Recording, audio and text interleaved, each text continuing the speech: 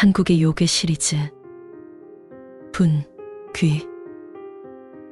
한 소녀가 있었습니다. 소녀의 집안은 형편이 좋지 않았지만 항상 밝고 남을 배려한 아이였습니다.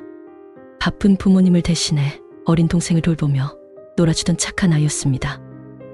어느 날 소녀는 저녁밥을 차려놓고 동생과 부모님을 기다리고 있었습니다.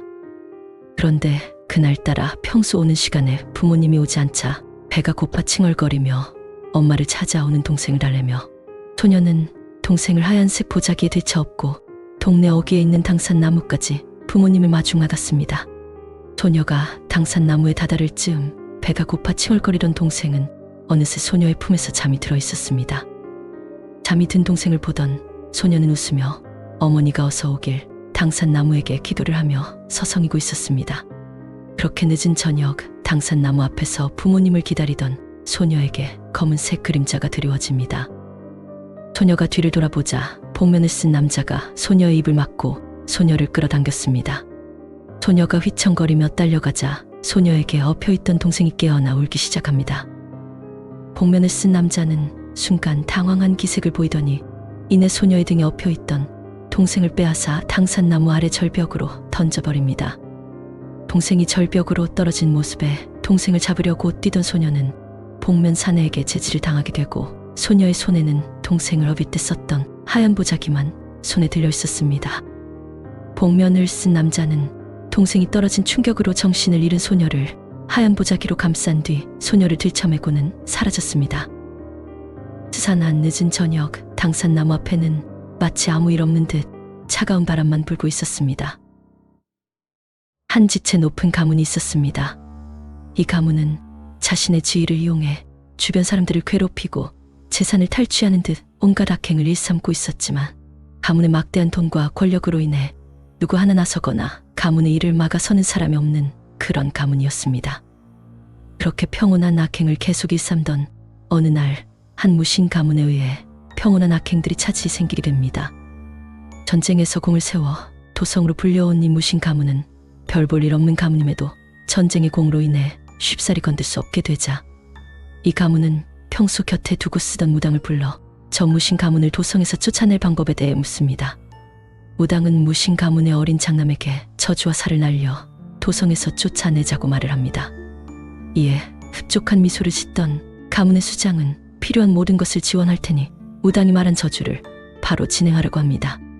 무당은 무신 가문에게 강력한 저주를 내리기 위해서는 순수한 소녀와 원한이 필요하다며 이에 맞는 소녀를 구해달라고 요청합니다. 이 말을 들은 가문에서는 무사들에게 소녀를 구해오라고 명령을 하자 무사들은 곧바로 사라집니다. 무당은 돌아가 강력한 저주와 살을 날릴 준비를 합니다. 그렇게 며칠이 지나 무당 앞으로 하얀색 보자기에 감싼 소녀를 무사들이 데리고 옵니다. 소녀를 본 무당은 충격에 빠져 멍하게 있는 소녀의 모습을 보고 흡족해합니다.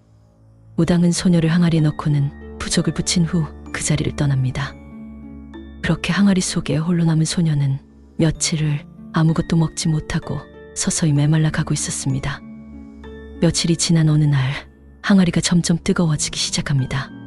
소녀는 고통 속에 몸부림칠 힘도 이 고통에서 벗어날 다른 방법도 없다는 걸 알게 되자 그저 이 모든 게 빨리 끝나기를 바라는 마음만 들었습니다. 그렇게 한동안 뜨겁던 항아리가 더 이상은 뜨겁지 않았습니다. 소녀의 몸은 점점 말라가고 있었고 그렇게 또다시 몇 날인지를 모를 날이 지나고 있었습니다. 항아리는 계속 뜨겁게 달궈졌다가 다시 차가워지기를 반복하고 있었습니다. 그러던 어느 날 항아리 뚜껑이 드디어 열리게 됩니다. 무당이 소녀가 있는 항아리를 열자 항아리 안에는 메말라 있는 미이라 형태의 소녀가 놓여 있었습니다. 소녀의 몸은 앙상한 가죽만 남아 있었지만 신기하게도 얼굴은 말라 있지 않았고 하얀 가루들로 얼굴이 뒤덮여 마치 하얗게 화장한 듯한 모습으로 힘겨운 숨만 쉬고 있었습니다. 무당은 소녀의 모습을 보고 만족한 듯 웃으며 모든 준비가 끝났다고 말하며 저주를 날릴 준비를 합니다. 무서운 분위기에서 급판이 벌어졌습니다. 무당의 앞에는 하얀 미이라 형태의 소녀가 놓여 있고 무당은 칼을 들고 덩실덩실 춤을 추며 주문을 외웁니다. 늦은 저녁 그 순대는 이상한 기운을 느끼게 됩니다. 알 수 없는 사악한 검은 그림자가 집을 감싸며 집안으로 스며들고 있었습니다. 그순대는 사악한 저주의 기운이 자신이 수호하던 가문의 장남에게 깃들어지는 것을 보게 되고 장남에게 깃들기 시작하는 저주의 손길을 단칼에 날려버립니다. 무당은 본인의 저주가 알 수 없는 힘에 의해 통하지 않자 직접적으로 장남을 죽이기 위해 악귀의 힘을 빌려 더 강력한 살을 날리게 됩니다. 그러나 무당이 날린 살은 그순대로 인해 역살이 되어 무당에게 날아가게 됩니다. 소녀를 제물 삼아 저주와 살을 퍼붓고 있던 무당은 그순대의 역살을 맞아 피를 토하며 죽게 됩니다. 소녀가 눈을 뜹니다. 소녀가 몸을 일으키려 했지만 소녀의 몸은 더 이상 소녀의 몸이 아니었습니다. 주변은 전쟁이 일어난 것처럼 엉망이었고 소녀의 눈앞에는 무당으로 보인 사람이 혀를 빼물고 죽어 있었습니다. 소녀는 영문을 모른 채 어딘지 모를 이곳에서 벗어나기 위해 안간힘을 씁니다. 소녀는 움직이지 않는 몸을 대신해 턱을 다리 삼아 몇 날을 기어 집으로 향해 갑니다. 그렇게 집에 도착한 소녀의 눈앞엔 부모님으로 보이는 시체만이 덩그러니 놓여 있었습니다. 그 광경을 본 소녀는 동생이 절벽에서 떨어진 순간의 기억들과 항아리에서의 고통의 기억들이 밀려오게 됩니다. 소녀는 그 기억들로 인해 가슴이 답답해지기 시작하더니 피로 물든 얼굴이 마치 분을 바른 듯 하얗게 변하기 시작했습니다. 분노와 절망으로 가득 찬 소녀의 마음은 누구도 통제할 수 없는 악한 힘으로 뒤덮이게 됩니다. 그렇게 해맑고 착했던 소녀는 어둠에 갇히게 되고 사악한 복수의 길을 걷게 됩니다. 하지만 소녀는 여전히 어린 동생을 잃은 아픔과 고통을 간직하고 있습니다. 소녀는 복수를 다짐하면서도 언젠가 어린 동생과의 재회와 동생을 안아주는 순간을 꿈꿉니다. 소녀의 마음속에는 여전히 착한 소녀로서의 기억과 사랑이 남아있지만 이제는 분기로 변한 그녀의 모습은 더 이상의 착한 소녀가 아닙니다. 이상 한국 요괴 분귀 이야기였습니다.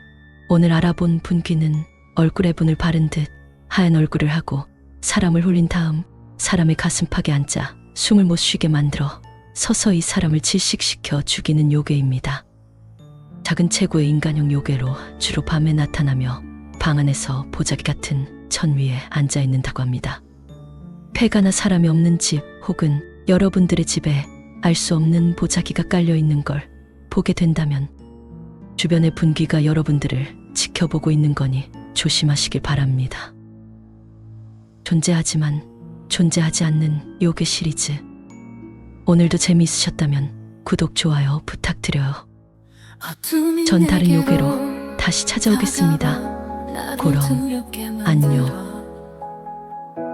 나는 꿈속으로 빠져들어 외로운 모습들이 하얀 세상을 향해 소리쳐도 아무리 불러도 나를 듣지 않아. 악몽 속에 나 빠져들어 어둡고 서지로 닫은 세계에 악몽 속에 난 갇혀버려. 이 공포에 무너져가는 내 모습 어둠 속으로